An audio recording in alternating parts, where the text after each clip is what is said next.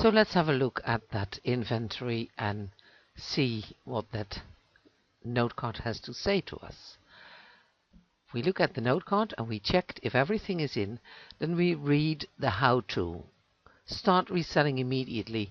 Well, that is using all the example clothes as are here. And if you look at the properties of such a pants layer, for instance, then you will see that the creator is Stella Gravois, that is me, and that the owner now is Trendy Templates, that is also me. And you see also that the next owner has all the full permissions. So if you are going to use these clothes to sell, they will show up as you will show up as a reseller.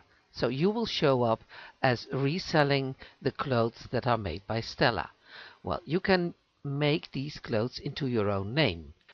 And then the next step is start selling clothes that have me as the creator. So in this case, that have Trendy Templates as the creator and not Stella Gravois.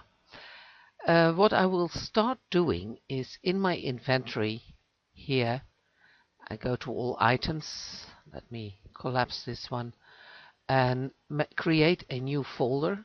And that new folder I will call my vintage lace gown. You can call it, of course, whatever you like. I mean, it will be your outfit, so you can call it whatever you like. To start making clothes, I need to enter clothes in this folder, because this is an empty folder. And in this folder, I will choose new clothes.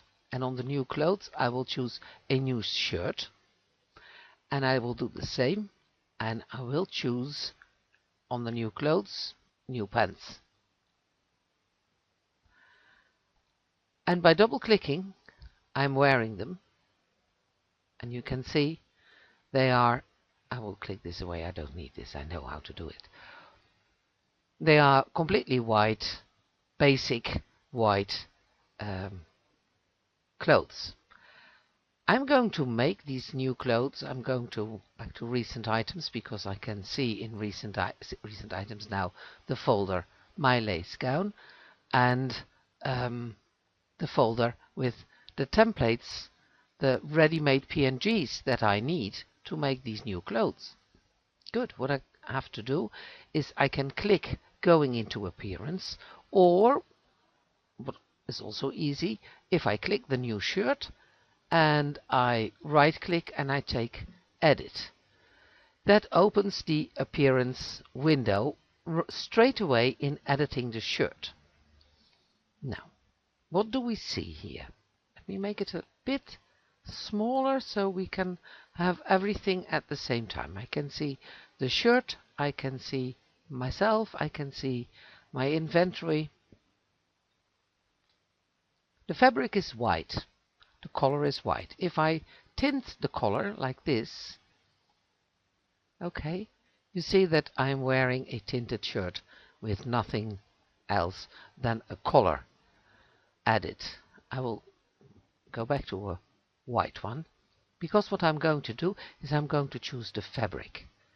If I go in this inventory in my vintage lace gown, I will find lower parts and upper parts. Well, for the shirt I will need an upper part.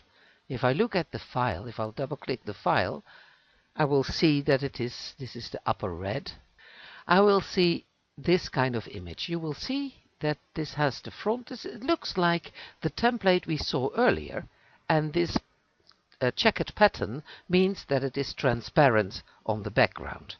So if I would put this on a prim, I would only see this and the sleeves, and I won't see anything. I could see through the rest because this is transparent. If I drag this file now to the fabric file, you will see that all of a sudden I am wearing a shirt that has transparent parts that you can see my skin through. I don't have to adjust anything on the sleeve length, because changing it from longer or shorter a little bit, you will see it doesn't change. Only if I go really short, you see that I sort of cut it off earlier, while the file has a longer sleeve, I will cut it off and make it shorter. I won't do that now. I can leave all the sliders to 100% actually, because the texture file will sort out the length. Of course, I can change the shirt fit. The shirt is one of the items in Second Life that can be tightened or loosened. Well, look what happens if I loosen it up. It becomes really, well, in this case I should say ugly. So keep it tight, no loose sleeves, no wrinkles, everything as is, and just simply drag this to the fabric window. Now, to save this shirt, I can do two things. I can click Save, but as we saw, this was called New Shirt, and this is not how I want to call it. So I would click Save As, and then I get this suggestion window that says New Shirt New. No, I want to call this My Vintage Gown Top Red, and I click OK. And you see here it comes in the window in the same folder as that new shirt was. That is still there, and now it is called Top Red. If I want, I can change it again. I can go up and drag in the blue, for instance, and click, if it has rest, there, and click Save As, and now it is called My Vintage Gown Top Red New. I replace this for blue, and I click OK, and I have this two tops now. Well, I can do exactly the same with the pants.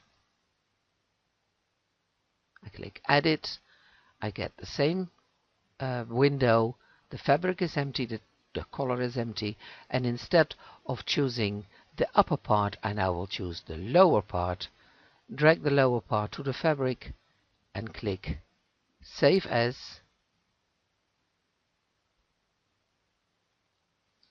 and call this My Vintage Gown Blue. Okay. This is how you make clothes, because if we look at this clothes and I go to the properties, you will see that it now has the creator trendy template and the owner is trendy template.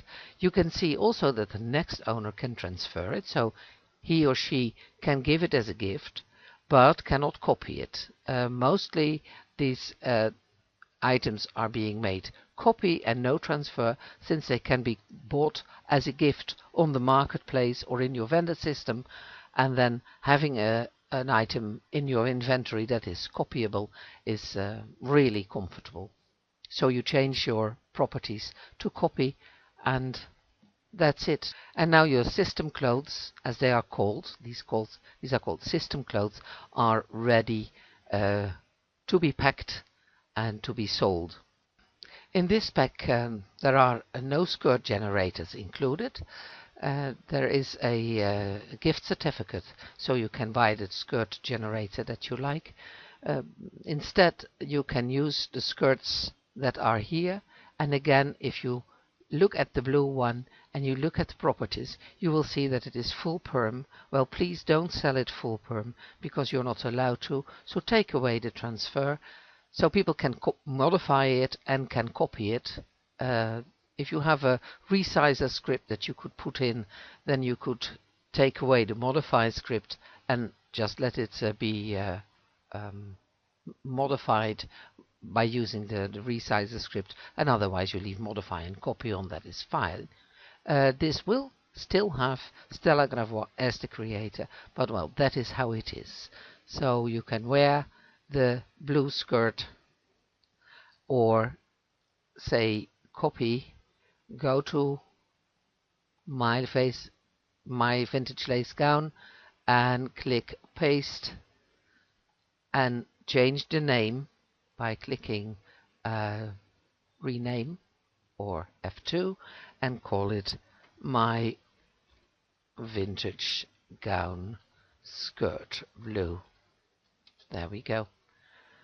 So this could be sold as a skirt. In the next video I'm going to show you how to use the scripts and the generators.